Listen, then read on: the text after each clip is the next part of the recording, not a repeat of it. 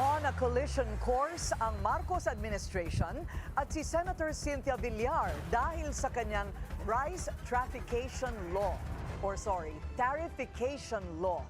Reklamo ng palasyo, naging hadlang ang batas para maibaba ang presyo ng bigas. Nagbabalik si Pierre Pastor.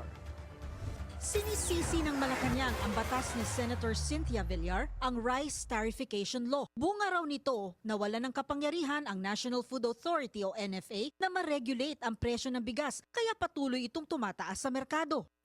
Actually po, matagal na po nagkaroon ng proposal ang administrasyon para mabigyan po ng sapat na kapangyarihan ng NFA.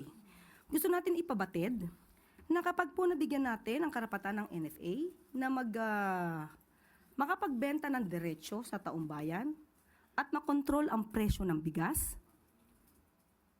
hindi po tataas ng ganito ang presyo ng bigas. Dahil sa kasalukuyan po, because of the rice tarification law, na ang author ay si Senator Cynthia Villar, ay ang nag-i-import po dito ay mga private companies. Hindi po nahahayaan ang government na mag-import. Dagdag ni Yuse Castro, sa pamamagitan sana ng NFA, dapat government to government ang importasyon ng bigas para mas magiging mura ang presyo nito. Pero dahil anya sa RT law ni Senator Villar, nakapagbebenta lamang ang NFA sa FTI, Kadiwa at sa mga LGU. So yun po ang hindi maganda sa provision na ito. Kaya po noon pa po hinihiling ng administrasyon na magbigay po ng power, magkaroon ng amendments ang RTL patungkol po sa karapatan at authority at power ng NFA.